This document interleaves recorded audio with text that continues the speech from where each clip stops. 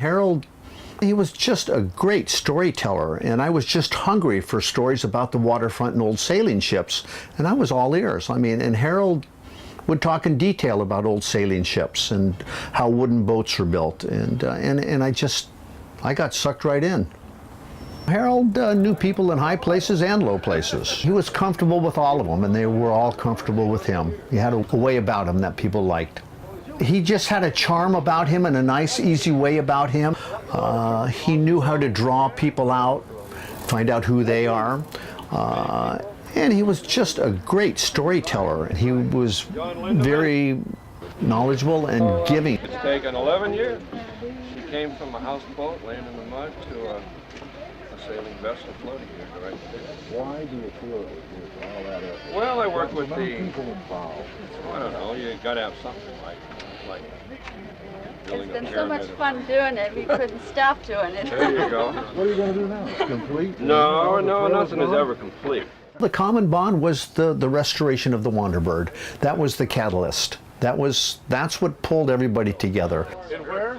Vashon Island. See that? She was built in, the French was built in Grace Harbor, Washington, but they used all northern gear in it. Oh, Yeah. that's true. See that? Some of the characters that came around the boat had known the history of the Wanderbird before Harold bought the boat and started restoring it.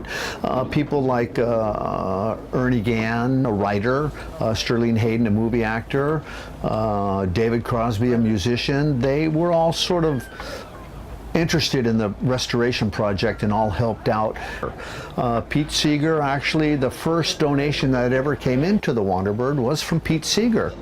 Ernie Gans was responsible for getting a hold of a guy by the name of George Walker, who was a timberman in the Northwest, and secured the spars, cut the trees down, and turned them, basically roughed them out, and then sent them down here. Sutter Sails! Hello, this is a factory race team.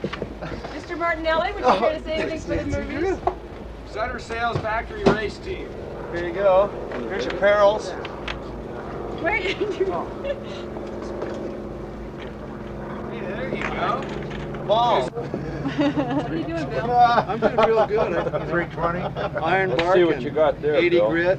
Maybe we OD. Okay. Underneath here. Okay, around. Is that 10 on there? That's too many. Too many? What do you think?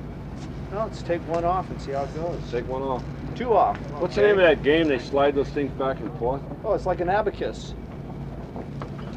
And that's supposed to be loose? Yeah. Huh. Yeah, they're supposed to find themselves, see? Perils were designed several hundred years ago, and they aid the sail going up and down. They're like little ball bearings for the sail. They fit on the gap here, and they fit on the. We'll just let it, we'll tie it off. That's about all I can tell you about it right now.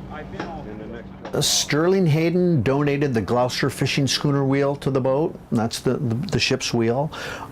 David Crosby supplied all the standing rigging, the hardwire rigging for the boat. That's just to cover a few of the larger things. There's many small things that a lot of people did that probably didn't get credit for, and I wish I could remember, but there were hundreds of them.